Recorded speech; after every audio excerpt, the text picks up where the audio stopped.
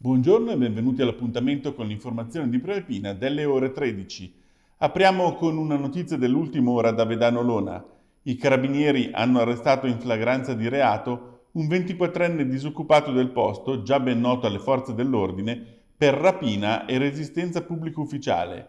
I militari sono intervenuti dopo una segnalazione telefonica nel parco comunale Forni, dove hanno bloccato il giovane in evidente stato di alterazione psicofisica conseguente all'uso di sostanze stupefacenti. L'uomo aveva appena compiuto una rapina su un treno regionale ai danni di un giovane passeggero, facendosi consegnare lo smartphone sotto la minaccia di una bottiglia di vetro e successivamente aveva rubato una stecca di sigarette a una donna, spintonandola al fine di guadagnarsi una via di fuga. Alla vista della pattuglia, il giovane si è scagliato contro i militari. Sono volati spintoni, calci e sputi, finché è stato bloccato e ammanettato. L'ha arrestato e ora in carcere a Varese dopo la convalida. Allarme nella serata di ieri per la scomparsa di una ragazza di 24 anni che si era allontanata dalla sua abitazione di Cocchio Trevisago nella notte fra mercoledì e giovedì. Dopo alcune ore di ricerche da parte dei vigili del fuoco, dei carabinieri, della polizia locale e dei volontari dell'unità di soccorso tecnico, la giovane è stata per fortuna ritrovata e affidata per accertamenti al personale sanitario.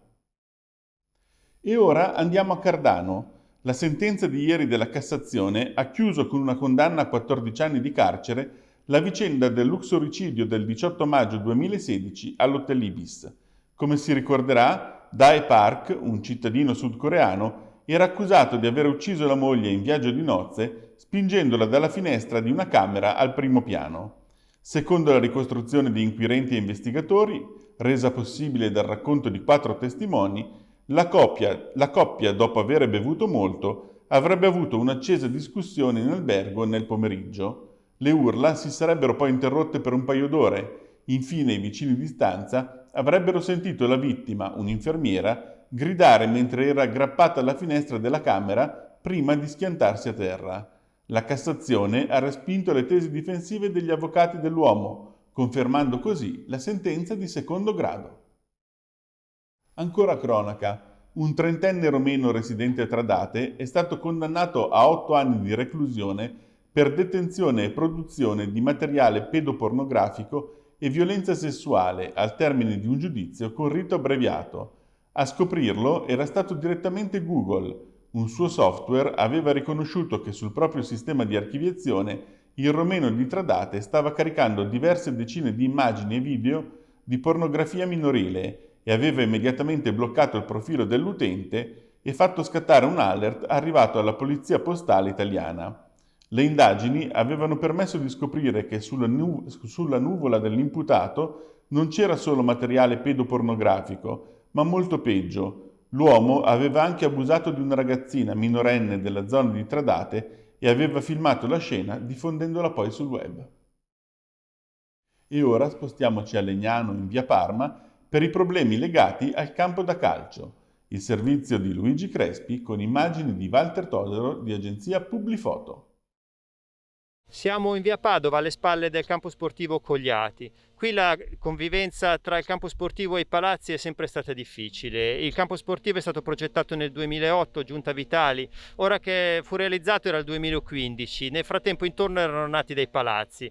Il campo sportivo fa rumore e con i 10 milioni che la Giunta Radice intende ottenere dal governo per finanziare la ripartenza, l'amministrazione intende montare delle barriere antirumore, ma basteranno per risolvere il problema. Qui con noi c'è il signor Vallini, un residente qui nel quartiere. Com'è la convivere con un campo sportivo?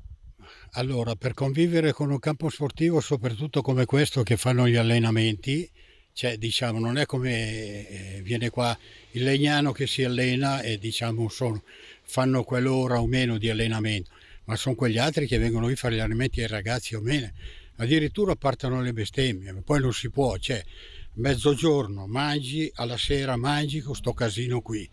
Cioè io a un certo punto sarebbe anche da fare una petizione, tirare sulle firme e portarle in comune, perché le barriere, spendere i soldi che avete detto 10 milioni, non lo so, ne vale la pena per mettere le barriere e poi non risolvono questo problema?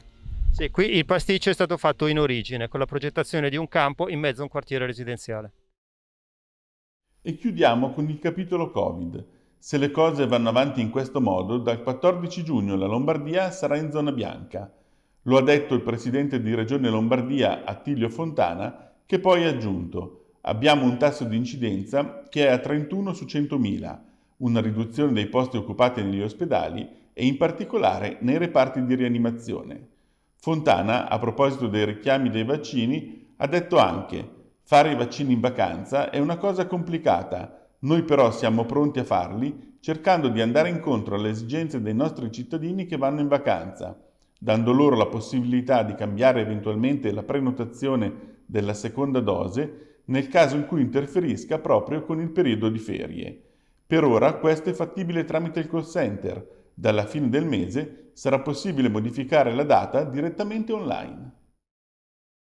Bene, con questo è tutto. L'appuntamento con l'informazione di prealpina.it torna questa sera alle 19. Buon pomeriggio!